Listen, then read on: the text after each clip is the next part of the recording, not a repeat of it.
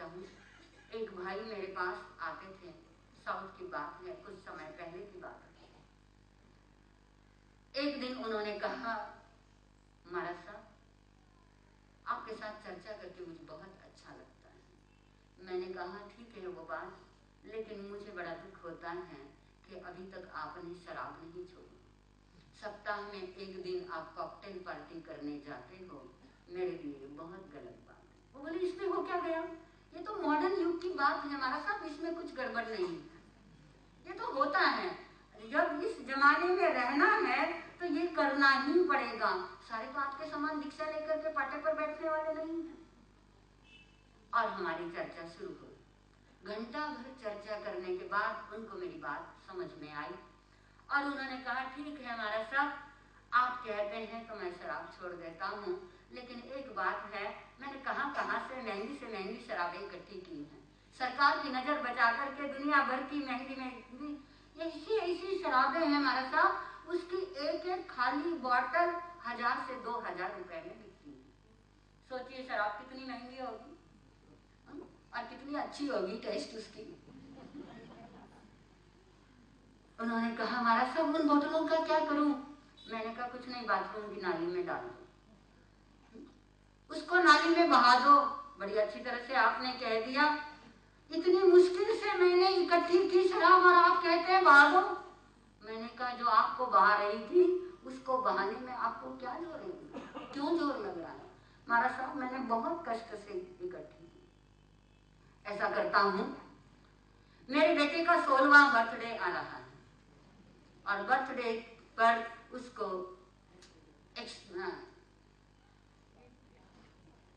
अनोखी गिफ्ट मैंने देनी है, सरप्राइज करना है, तो मैं यही गिफ्ट दे दूं? मैंने कहा दे दो, बेटे को वही गिफ्ट दो और फिर साल भर बाद इस बात के लिए तैयार हो जाओ, आप अपनी लॉन में कुर्सी पर बैठे होंगे शाम के समय ठंडी हवा खाने के लिए, निहार रहे होंगे अपने लॉन के पौधों को, और तभी आपकी गेट पर एक गाड़ी रुकेगी और उस गाड़ी में से आपके 2 नौकर निकलेंगे, ड्राइवर साथ में होगा और वो तीनों मिलकर के एक लड़के को उठा करके लाएंगे जिसके बाल बिखरे हुए होंगे, पांव लड़खड़ा रहे होंगे। वो आपको देखकर आंखें घुमाते हुए पूछेगा ये तो कौन है? इस प्रकार आपके घर में वो प्रवेश करेगा। ऐसे लड़के की सूरत देखने के लिए आप तैयार हो जाना। बोलते हमारा सब बस करो, मेरे से और नहीं सुना जाता, मैं नहीं दूंगा बेटे को। पर करूं क्या, उस बोतल को करूं क्या? मैंने कहा फिर क्या करना है, मैंने तो बता दिया। बोले ऐसा करता हूँ, इतनी मुश्किल से मैंने इकट्ठी की है तो मैं अपने मित्रों को दे देता हूँ, वो तो करेंगे ही कॉकटेल पार्टी, वो तो आपके संपर्क में नहीं है, उनके काम आ जाएगी। मैंने कहा एक छोटी सी बात कहना चाहूंगी, उसके बाद जो करना है कर लेना। मान लीजिए किसी दिन आपको आत्महत्या करने की इच्छा हो गई, ये संसार बहुत बुरा है, ये ध्यान में आ गया और आत्महत्या कर दूं ऐसी इच्छा हो गई, और आत्महत्या करने के लिए बड़ी मुश्किल से आपने गोलियां प्राप्त कर ली, जहर प्राप्त कर लिया, यूं ही तो मिलना नहीं, उसके लिए बहुत मुश्किल का सामना करना पड़ेगा। और बड़ी कठिनाई से जो जहर इकट्ठा किया और आत्महत्या करने का जो समय निश्चित किया था, उस समय आपको मेरी बातें याद आ गई और आपने सोच लिया आत्महत्या नहीं करना, जीना ही चाहिए। तो आपने जीने का निर्णय ले लिया। अब उन गोलियों का क्या करोगे, उस जहर का क्या करोगे? इतनी कठिनाई से प्राप्त किया। ऐसा करना, अपने मित्रों में ढूंढना किसको आत्महत्या करने की स्थिति है तो उसको दे देना, भाई ये ले ले तो आत्महत्या कर ले। बोले महाराज साहब ऐसा नहीं हो सकता है, कैसी बात करते हो, जहर भी किसी को दिया जा सकता है। मैंने कहा जब शराब रूप जहर देना चाहते हो तो ये क्यों ना देना। मैंने ये बात आपके सामने इसलिए रखी, हमारे अभिभावक इस प्रकार की सोच वाले होंगे तो जवान कैसे तैयार होंगे, सिवाय नालियों में गिरने के उन्हें क्या आएगा। टेंशन की लकीरें सिर पर धारण करने के बिना वो क्या कर पाएंगे, आपको झिड़कने के बिना वो क्या कर पाएंगे। आपके पास आशीर्वाद लेने के बजाय आपको लाखों से ठुकराएंगे, कोने में बिठाएंगे, ये मान लेना। यदि आपने इस प्रकार की बातें की, बहनों की ओर मैं विशेष रूप से इंगित करके कहूंगी, जब अपने बेटों को बेटियों को यहाँ लेकर के आती हैं कभी, नहीं आते हैं बच्चे और लेकर के आते हैं और हम उन्हें समझाते हैं, तुम भले ही सामयिक मत करो, प्रतिक्रमण मत करो, यहाँ मत आओ, व्याख्यान मत सुनो, लेकिन व्यसन मुक्ति को धारण करो, साहब को व्यसन से रहित रहो। मुझे ऐसी ऐसी माताएं मिली है, बोलती है महाराज साहब अभी मत करो, अभी तो जीवन की शुरुआत है, अभी तो भोगने के दिन है, ये मत कहो। जब माताओं की ये स्थिति होगी, पिताओं की ये स्थिति होगी, कैसे हम कह सकते हैं कि हम उगते सूरज को इस घर में और इस समाज में देख सकेंगे?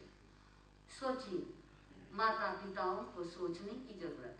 यूं ही मत कहिए। मैं एक दिन यहीं पर एक पिता से सुन रही थी और पिताओं को देखते हुए कह रहे थे, बताओ यहाँ कौन से पिता ऐसे हैं जो कह सकते हैं कि मेरा बेटा मेरा कहना मानता है।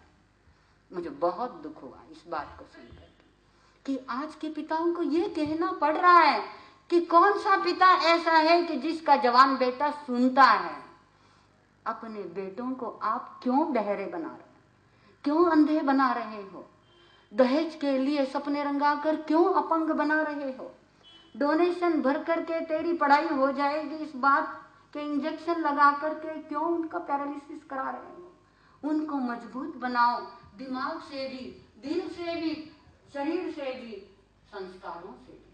मजबूत बनाने के लिए आपको मजबूत बनना होगा, अपनी ठोस दिशा निश्चित करनी होगी। आपके पास वो संस्कार और आपके पास वो मन की शक्ति चाहिए कि जो शक्तिशाली मन से आपके युवाओं को खड़ा कर सके और उन युवाओं के कंधे को ऐसा रुष्ट पुष्ट बना सके कि उन कंधों पर आप श्रवण कुमार के माता पिता के समान विराजमान हो सको।